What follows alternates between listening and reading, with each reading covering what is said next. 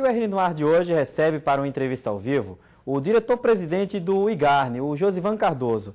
Bom dia, Josivan. Bom dia a todos que nos assistem. É um prazer estar aqui com você conversando sobre a questão dos recursos hídricos. Josivan, de bastante tempo já, de alguns anos, a gente vem acompanhando a questão da seca aqui no estado e nos últimos meses, com esse período chuvoso agora, imaginava-se que as chuvas pudessem minimamente dar uma recarga, né, ou pelo menos um alento aos nossos reservatórios. Qual é a nossa situação atual? Bom, primeiro colocar que as chuvas ocorridas elas não conseguiram tirar os reservatórios maiores do estado de uma situação crítica.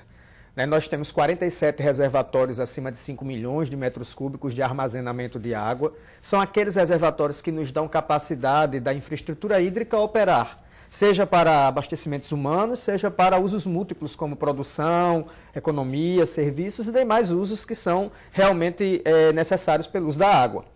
Esses reservatórios hoje estão com 18 reservatórios em volume morto, isto quer dizer, eles estão com aproximadamente 10% de sua capacidade, além de 11 reservatórios secos.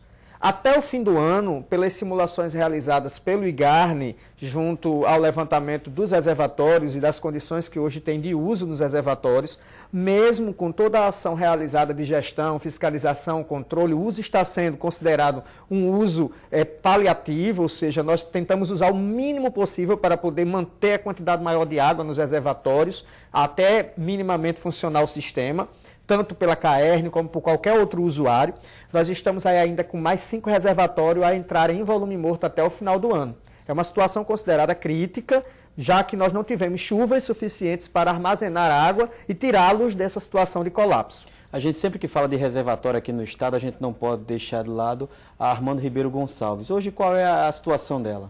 A nossa Armando Ribeiro Gonçalves, que é o maior reservatório de gestão federal, mas é o reservatório do estado que acumula maior quantidade de água, 2,4 bilhões de metros cúbicos de água nesse reservatório, e atualmente ele está com 16,4% de sua capacidade. Ou seja, nós estamos aí com cerca de, no máximo, 400 milhões de metros cúbicos. É a reservatório que hoje abastece a maior quantidade de cidades e de regiões do estado. Nós temos lá adutoras grandiosas sendo abastecidas, como a adutora para Mossoró, a adutora para Sul, a Sertão Central Cabugi, Médio Oeste, até Caicó está sendo água através da adutora que vai abastecendo Serra de Santana, indo para Caicó. Então, é um reservatório considerado estratégico. Estamos juntos com a Agência Nacional de Águas ao tempo todo, mantendo a relação para fazer a gestão daquele reservatório. Inclusive, nós temos feito anteriormente a alocação negociada da água, reunimos todos os usuários, a CAERN, todos os que usam água daquele reservatório, para tentar minimizar o uso das águas e manter aquele reservatório o máximo possível. Pelas simulações, nós vamos ter aí a entrada do reservatório em volume mínimo operacional, que quer dizer, nós não vamos conseguir mais ter saída de água do reservatório para o Rio Açu, que abastece grande parte ali da região do Baixo Açu, incluindo aí as cidades de Pendências, Macau, Alto do Rodrigues, Guamaré, a partir de dezembro deste ano. Então o governo do estado está indo ao governo federal permanentemente buscar recursos para poder tentar fazer obras que consigam fazer essa captação de água e manter o sistema funcionando. Josivan, o Instituto ele faz essa gestão, esse controle, esse monitoramento. Eu queria que você falasse um pouco do que tem sido feito pela equipe, que seja do IGARNE ou mesmo em parceria com outras secretarias e institutos, como no caso da CAERN, né, que é uma das grandes usuárias da água aqui. O que é que tem sido feito para conseguir dar um maior tempo de vida, digamos assim, um maior tempo de captação de água desses reservatórios? É importante frisar que é o grande desafio do Estado. Do Estado, que eu digo não só do governo do Estado, mas do Estado enquanto executivo, da sociedade, de todos os usuários. É manter a maior quantidade de água possível ainda existentes nos nossos reservatórios estaduais por maior tempo permissível. Nós precisamos usar, mas usar com gestão. Então, nós estamos aí assumindo um papel muito forte na sociedade. O IGARNE vem desenvolvendo em parceria com todas as instituições que fazem parte da Secretaria de Recursos Hídricos, a SEMAR, a Agricultura, o Gabinete Civil, a Defesa Civil do Estado. Todos esses órgãos estão reunidos em um grupo e nós, enquanto órgão gestor dos recursos hídricos estaduais, estamos fazendo a fiscalização permanente dos usos dessa água, não tentando trazer penalidades ao cidadão, mas sim que ele se regularize, porque o uso da água é uma necessidade. Então, usar a água pela necessidade, mas com responsabilidade. Então, nós fazemos a regularização através das emissões de outorgas. Nós já emitimos mais de 1.500 outorgas só nesse período do semestre passado, regularizando os cidadãos e cidadãs do Rio Grande do Norte que são usuários de água, incluindo a IACR, incluindo as áreas de produção, quando possível.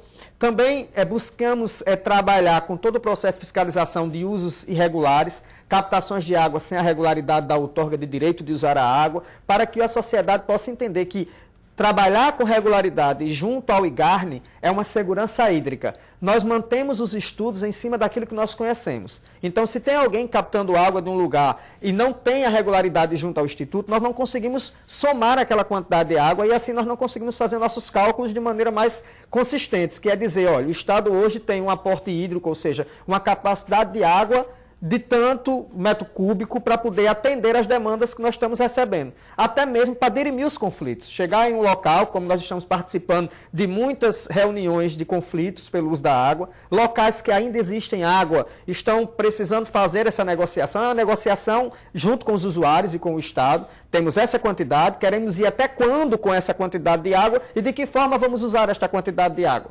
Então, isso faz parte do dia a dia, é rotineiro e é um momento muito difícil. Nós estamos lidando e, mesmo assim, com essa dificuldade grande, estamos conseguindo manter o sistema funcionando, minimamente. Então, as cidades, mesmo em rodízio, em colapso, nós estamos conseguindo abastecer as cidades porque mantemos o sistema de gestão de recursos hídricos em operação no Estado. Apesar do Rio Grande do Norte ser um estado relativamente pequeno, ele vive uma diferença muito grande, né, daqueles que estão aqui na capital, na região metropolitana, para aqueles que estão no interior, principalmente a região do Seridó, né? A realidade do Seridó, por exemplo, é completamente diferente a daqui da região metropolitana, que já tem em seus reservatórios uma condição mais satisfatória. Olhando o Rio Grande do Norte como um todo, e nesse trabalho que vocês fazem de monitoramento, a gente corre o risco de chegar um momento do Rio Grande do Norte não ter água? A água ela sempre vai existir em suas capacidades limitadas, como existe já hoje. Nós temos as dificuldades de alguns locais de acesso à água que existe, por serem de difícil acesso, como por exemplo poços profundos, determinadas situações que é preciso implantar infraestruturas com mais acesso. Mas nós temos sim, em locais que já existem a falta de água nos reservatórios nossos. Como exemplo, Pau do Ferro já está há muito mais de 3 anos sem ter uma quantidade de água dentro da sua barragem. Por quê? Porque não temos água. Temos o Itães, que também completamente seco, nós não temos capacidade de operá-lo porque não tem mais água. Então, nossos rios, nossos reservatórios, vivemos numa região onde temos dificuldades naturais de água. A região do Seridó, a região do Alto Oeste, faz parte de uma naturalidade de água subterrânea dentro de uma situação de rochas que não deixa ter capacidade de água com quantidade e com qualidade.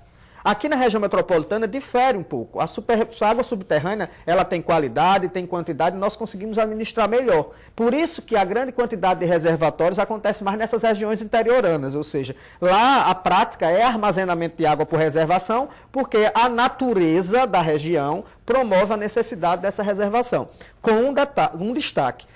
Nós, em todo o Brasil, temos uma legislação que planejamos recursos hídricos com regularidades de recarga a cada 2 anos. Só que nós estamos em 7º ano de seca, sem ter recargas suficientes para manter os nossos reservatórios dentro de uma capacidade pelo menos acima de 40% a 50% de capacidade. Em 2010, nós tínhamos 70% de capacidade de armazenamento de água.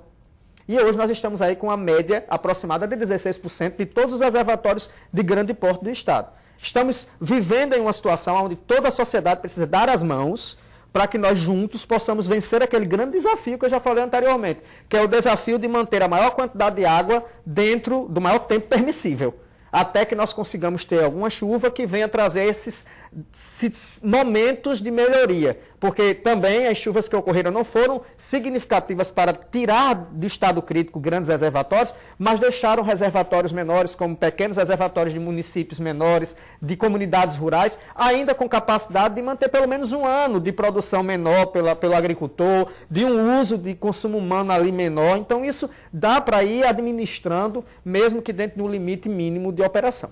Josivan, e acerca de investimentos, eu sei que não é a sua pasta, mas você acompanha porque você é afetado diretamente nisso, nessa gestão da água. O que é que tem sido feito de investimento, de tentativas ali, quer seja de perfuração de poços ou mesmo de investimento em tecnologia, para que a gente consiga não ser tão dependente assim da natureza, para que a gente não seja tão dependente de que Deus mande chuva aqui para a terra?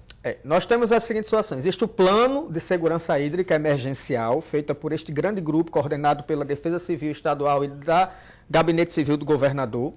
Nos solicitou um amparo técnico. O plano ele foi, inclusive, um modelo no Brasil apresentado ao Governo Federal, à Agência Nacional de Águas, ao Ministério da Integração, que está todo estruturado para manter desde a perfuração de poços profundos até a adutoras de emergência, como já foi implantada esta de Caicó, como também já foram perfurados mais de 2.000 poços pela Secretaria de Meio Ambiente e Recursos Hídricos, já foram investidos pelo próprio recurso do Estado nesse sentido, e também pleiteados ao governo federal outros investimentos, desde a implantação de carro-pipas com a Operação Vertente, que é coordenado pelo governo do Estado, que atende pequenas cidades onde ainda tem capacidade de serem atendidos por carro-pipas, tudo isso em parceria com os municípios. E hoje nós estamos dentro de uma linha na busca, junto ao governo federal, de mais recursos para manter esses sistemas de adutoras emergenciais que são necessárias em implantação, bem como também perfurações de poços mais profundos que tenham a capacidade de armazenar e de dar mais água para a captação e assim abastecer cidades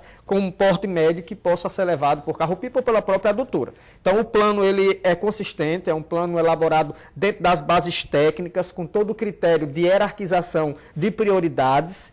Então são recursos vultuosos que foram pleiteados ao governo federal, inclusive em 2015. Nós apresentamos o plano todo estruturado em 2015. Destes recursos foram pleiteados em torno de 360 milhões, e hoje nós recebemos a adutora de Caicó, 44 milhões, que já foi implantada e está em operação. A operação Carro-Pipa, que a primeira parcela foi de 4 milhões aproximadamente, e agora mais 12 milhões. E estamos, além disso, ainda apresentando pleitos dentro do plano para poder aumentar. A própria Secretaria de Recursos Hídricos vem de uma forma muito forte, indo aos municípios, fazendo parceria para a perfuração de poços de menor profundidade, para que possa abastecer minimamente aquela região e aquelas cidades que estão sofrendo com a maior capacidade. Inclusive a CAERN, ela vem abastecendo, ampliando suas captações aonde é necessário. Por exemplo, no próprio Armando Ribeiro Gonçalves já vem aí 7 quilômetros de extensão de captação de água, porque a quantidade de água ela vem diminuindo dentro do lago da barragem. Então ela vai ampliando e vai acontecendo desta forma. Para a gente finalizar, você falou em hierarquização de prioridades. Qual é hoje a nossa prioridade no Rio Grande do Norte quando a gente fala de água? Primeiro, tentar manter essa grande quantidade de situações dentro de um equilíbrio, ou seja, principalmente gestão dentro dos reservatórios, ainda que tenha água.